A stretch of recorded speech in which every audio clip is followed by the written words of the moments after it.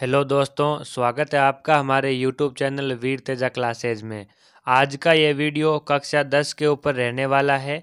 इसमें हम विज्ञान विषय के बारे में बात करने वाले हैं, जहां हम चैप्टर 2 अम्ल, क्षारक एवं लवण के बारे में बात करेंगे। इससे संबंधित मैं आपके लिए कुछ अति महत्वपूर्ण प्रश्न लेकर आया हूं, जो कि न्यू एनसीईआरटी बुक के अकॉर्डिंग है। यह जो सारे प्रश्न हैं वो ऑब्जेक्टिव रहने वाले हैं। इस वीडियो में ये सारे क्वेश्चन मैं आपको अति लघुतरात्मक के रूप में बताने वाला हूं, लेकिन ये सारे प्रश्न ऑब्जेक्टिव में भी पूछे जा सकते हैं। आपसे एक रिक्वेस्ट है कि अगर आप हमारे चैनल पर पहली बार आए हो तो चैनल को सब्सक्राइब ज़रूर करें और वीडियो को लाइक कीजिए और अपने सभी दोस्तों तक शेयर कीजिए, जिससे चैप्टर 2 से संबंधित सभी अति महत्वपूर्ण प्रश्न आप और आपके दोस्त अच्छे प्रकार से मेन एग्ज़ाम में हल कर सको। तो बिना टाइम वेस्ट किए आज का वीडियो स्टार्ट करते हैं। पहला प्रश्न है आपके सामने, अम्ल स्वाद में कैसे होते हैं? तो इसका उत्तर होगा खट्टे। अम्ल जो होते हैं वो स्वाद में खट्टे होते हैं। उसके बाद में दूसरा प्रश्न है आपके सामने, अम्ल नीले लिटमस पत्र को किस लिटमस पत्र में परिवर्तित करते हैं? इसका मतलब है कि कौन से रंग में परिवर्तित करते हैं? तो इसका सही जवाब होगा लाल लिटमस पत्र में। इसके लिए मैं आपको एक ट्रिक भी बताना चाहूँगा। जैसे किसी बच्चे का नाम हो सकता है या किसी आदमी का नाम हो सकता है अनिल। तो इस नाम को हम ध्यान से देखते हैं तो इसके अंदर ए फॉर अम्ल हो जाता है, नी फॉर नीला हो जाता है, ले फॉर लाल हो जाता है। यानी कि जो अम्ल है वो नीले लिटमस पत्र को लाल लिटमस पत्र में परिवर्तित कर देते हैं। इस प्रकार से आप ये ट्रिक समझकर याद कर सकते हो कि अम्ल जो है नीले लिटमस पत्र को लाल लिटमस पत्र में परिवर्तित करते हैं। आपको बस ये नाम दिमाग में रखना है, अनिल। अनिल नाम जैसे ही आपके दिमाग में आएगा, आपके दिमाग में आएगा कि ए फॉर अम्ल है, नी फॉर नीला है, ले फॉर लाल है। यानी कि जो अम्ल है वो नीले लिटमस को लाल लिटमस में परिवर्तित कर देगा। उसके बाद में हम बात करते हैं तीसरे प्रश्न की ओर। तो तीसरे प्रश्न में ये लिखा हुआ है कि क्षार स्वाद में कैसे होते हैं? अब नॉर्मल सी बात है, अम्ल और क्षार के बारे में हम पढ़ रहे हैं। अगर अम्ल स्वाद में खट्टे होते हैं तो लगभग उसका ऑपोजिट सा हो जाएगा कि क्षार स्वाद में कैसे होते हैं, कड़वे होते हैं। तो तीसरा प्रश्न, क्षार स्वाद में कैसे होते हैं, इसका उत्तर होगा कड़वे होते हैं।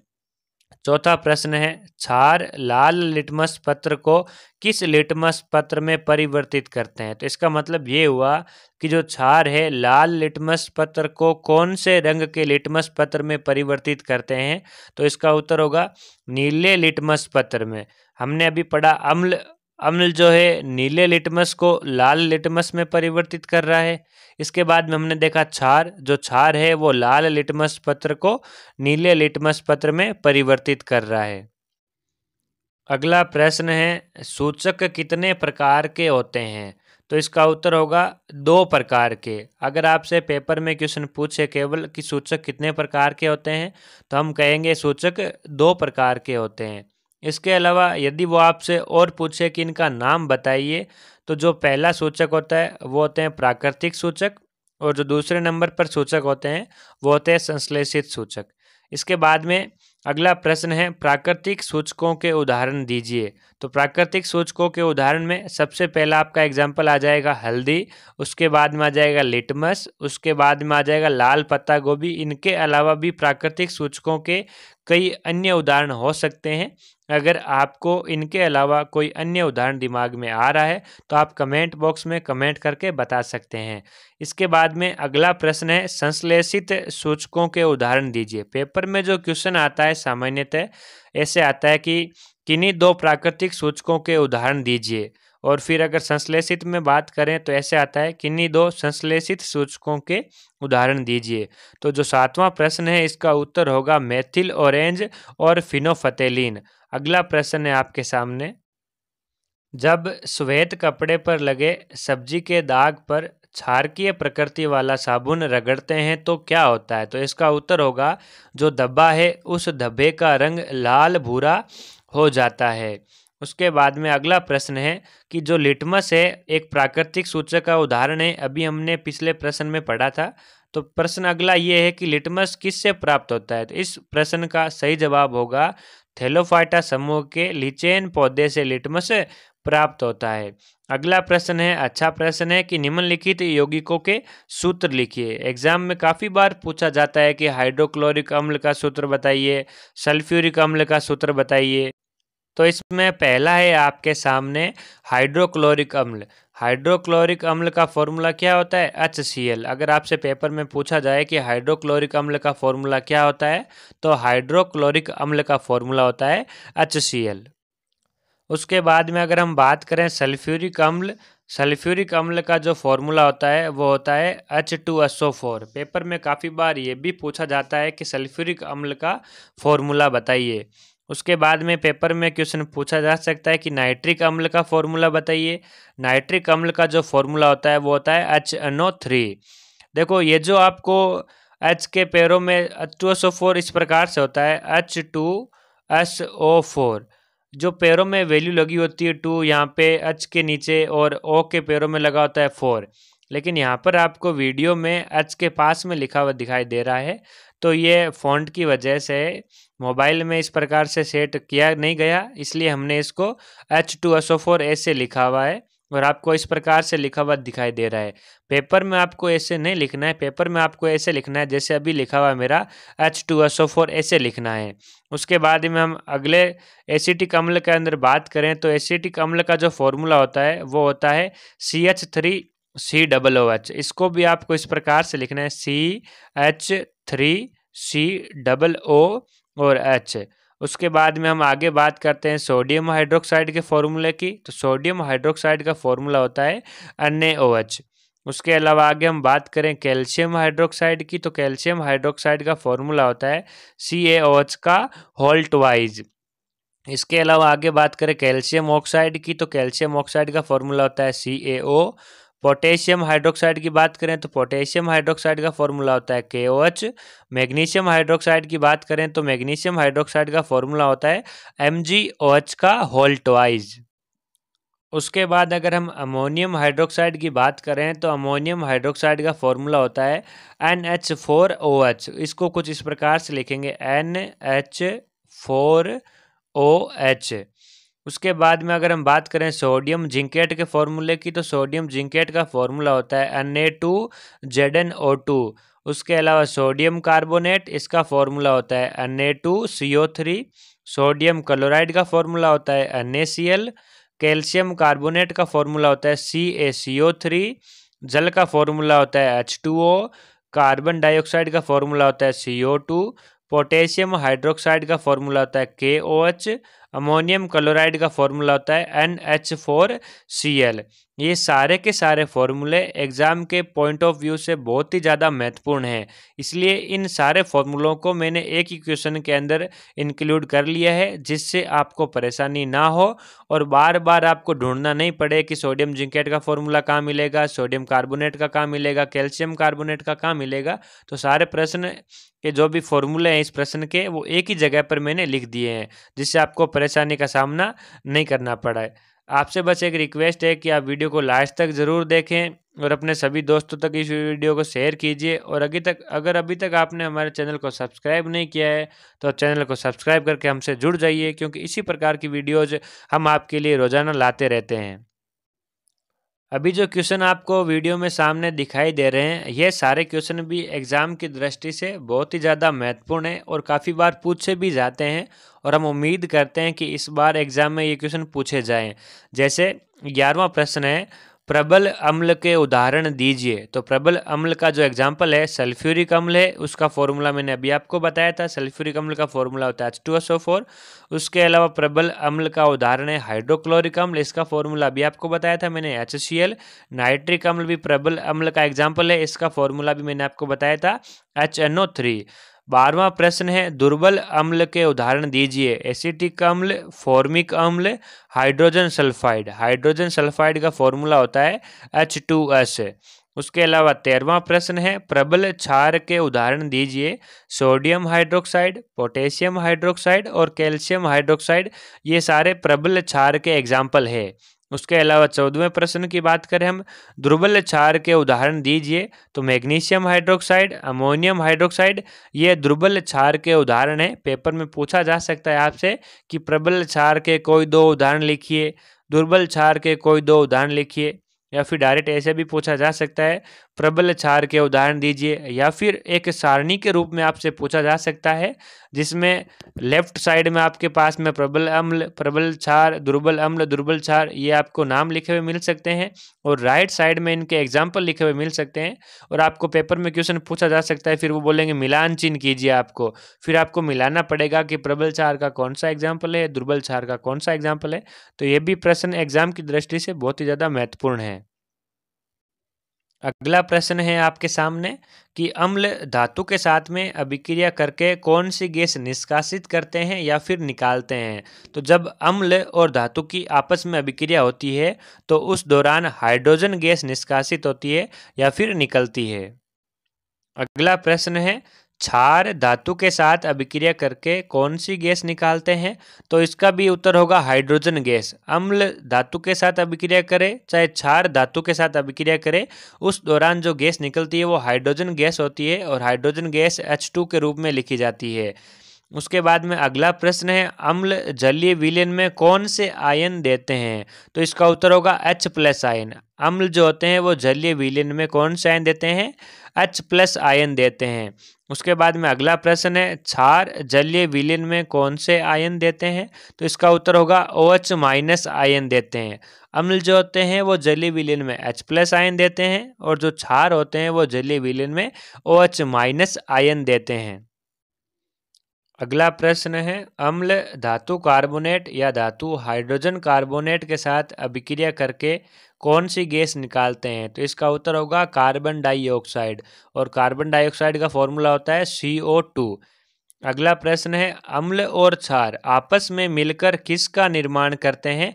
लवण और जल का निर्माण करते हैं। जब अम्ल और क्षार आपस में अभिक्रिया करेंगे तो उस दौरान लवण बनेगा, और लवण के साथ में क्या बनेगा, जल बनेगा, और जो जल का फॉर्मूला होता है वो होता है H2O।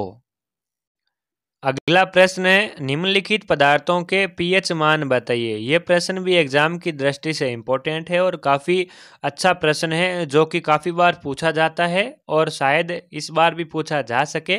तो इसके अंदर जठर रस है पहला। जठर रस का जो पीएच मान होता है वो लगभग 1.2 होता है। उसके बाद में नींबू का रस है। नींबू के रस का जो पीएच मान होता है लगभग 2.2 होता है। उसके बाद में शुद्ध जल है। शुद्ध जल का पीएच मान 7 होता है।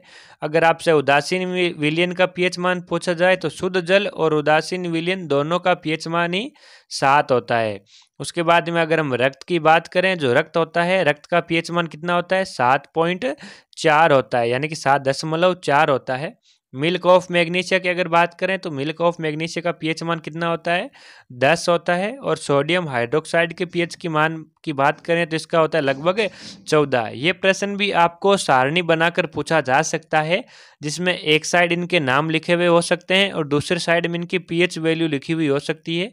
और आपसे एग्जाम में ये बोला जा सकता है कि आप इनका मिलान कीजिए, यानी कि जो जठर रस है उसका पीएच मान जहाँ पर लिखा हुआ है उसको वहाँ से मिलान कीजिए।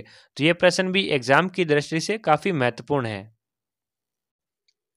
अगला प्रश्न है आपके सामने, निम्नलिखित पदार्थों में उपस्थित अम्लों के नाम बताइए। जिसमें पहला है सिरका। सिरके में जो अम्ल पाया जाता है वो एसिटिक अम्ल पाया जाता है। उसके बाद में संतरा है। संतरे में जो अम्ल पाया जाता है वो सिट्रिक अम्ल पाया जाता है। उसके बाद में इमली है। इमली में जो अम्ल पाया जाता है वो टार्ट्रिक अम्ल पाया जाता है। उसके बाद में टमाटर। टमाटर में जो अम्ल पाया जाता है वो ऑक्जेलिक अम्ल पाया जाता है। उसके बाद में दही। दही में जो अम्ल पाया जाता है वो लैक्टिक अम्ल पाया जाता है। उसके बाद में कुछ और है जिसके बारे में हम चर्चा करते हैं अभी। जैसे आगे हमारे पास में है नींबू। नींबू की अगर हम बात करें तो नींबू में जो अम्ल पाया जाता है वो सिट्रिक अम्ल पाया जाता है। नींबू और संतरे दोनों में सिट्रिक अम्ल पाया जाता है। चींटी के डंक और नेटल के डंक की अगर हम बात करें तो दोनों में मेथेनोइक अम्ल पाया जाता है। और अगर मेथेनोइक अम्ल के दूसरे नाम की बात करें तो मेथेनोइक अम्ल का एक अन्य नाम भी होता है जिसको हम बोलते हैं फॉर्मिक अम्ल। तो मेथेनोइक अम्ल भी इसका सही जवाब है और फॉर्मिक अम्ल भी इसका सही जवाब है। इसके बाद अगर हम बात करें सेब की, सेब में जो अम्ल पाया जाता है वो मेलिक अम्ल पाया जाता है। और अंगूर में अगर हम अम्ल की बात करें तो अंगूर में जो अम्ल पाया जाता है वो टार्ट्रिक अम्ल पाया जाता है। अगले प्रश्न की बात करें तो अगला प्रश्न है साधारण नमक का सूत्र बताइए। तो इसका उत्तर होगा NaCl। और NaCl अभी हमने बताया था आपको कि NaCl का मतलब सोडियम क्लोराइड। पेपर में अगर आपसे ऐसा पूछे कि सोडियम क्लोराइड का सूत्र लिखें तभी इसका जवाब होगा NaCl। और अगर ऐसा पूछा जाए कि साधारण नमक का सूत्र बताइए तो भी इसका जवाब होगा NaCl। अगला प्रश्न भी अच्छा प्रश्न है कि विरंजक चूर्ण का सूत्र बताइए। मैंने एक प्रश्न के अंदर 2-3 बातें आपको बताई है जिससे आपके काफ़ी प्रश्न एक साथ तैयार हो जाएं। तो विरंजक चूर्ण का जो सूत्र है वो होता है CaOCl2। अगर हम इसके रासायनिक नाम की बात करें तो कैल्शियम ऑक्सीक्लोराइड। विरंजक चूर्ण का जो रासायनिक नाम होता है वो कैल्शियम ऑक्सीक्लोराइड होता है। और विरंजक चूर्ण का जो प्रचलित नाम है वो होता है ब्लीचिंग पाउडर। ये भी क्वेश्चन जो है काफ़ी बार पूछा जाता है कि विरंजक चूर्ण का प्रचलित नाम बताइए, ब्लीचिंग पाउडर।